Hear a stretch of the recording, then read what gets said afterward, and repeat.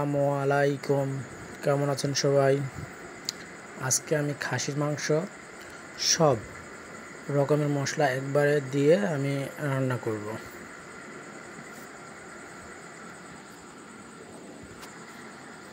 তো আসলে মশলাগুলো আপনারা দেখতে পাচ্ছেন।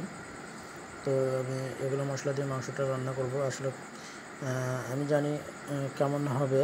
আমি অবশ্যই বলতে পারবো যে মাংসটা অবশ্যই রান্না অনেক সুন্দর হবে।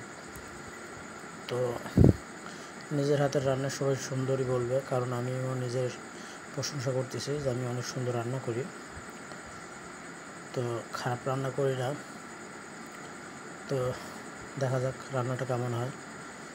সবাই দোয়া করবেন রান্নাটা যেন অনেক ভালো হয়।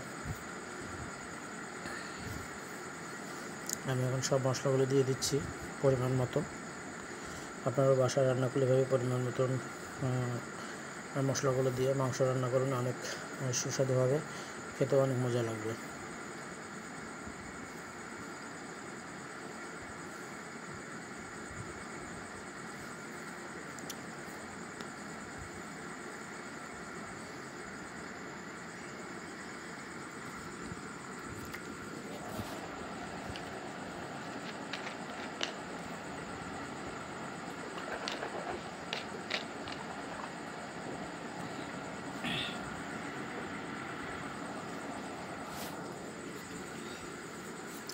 আমি কিন্তু পরিমাণ মতন সব কিছু মশলা দিয়ে দিচ্ছি মাংস।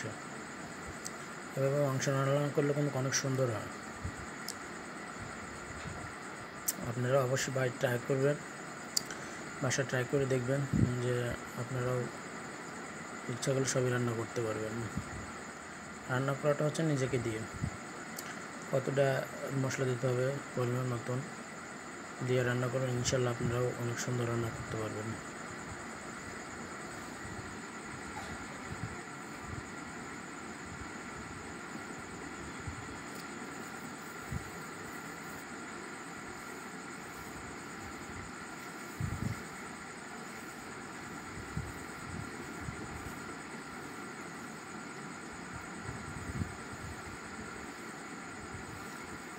আমি পরিমাণ মতন সব মশলা দিয়ে দিচ্ছি,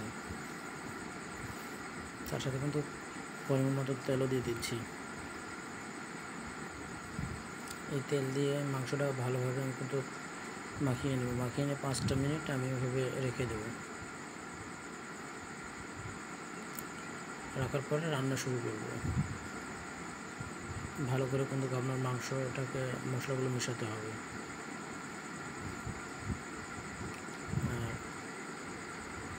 মেশানোর পরে অবশ্যই মাংসটাকে ঢেকে রাখবেন 5 মিনিট। 5 মিনিট পরে কিন্তু রান্না শুরু করতে হবে।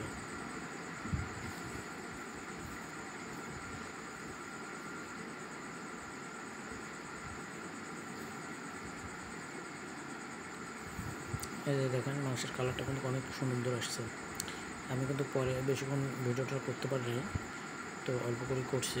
তো এভাবে মাংস রান্না করলে কিন্তু অনেক সুন্দর হয়। আমি কিন্তু মাংসটা কষা নিচ্ছিলাম, কষানোর সময় কিন্তু আমি কিন্তু মাংসতে একটুকু পানি দিইনি। মাংস থেকে যে পানিটা বাইর হয়েছে ওই পানিটাই মানে হচ্ছে যে কষানো হয়ে যাবে।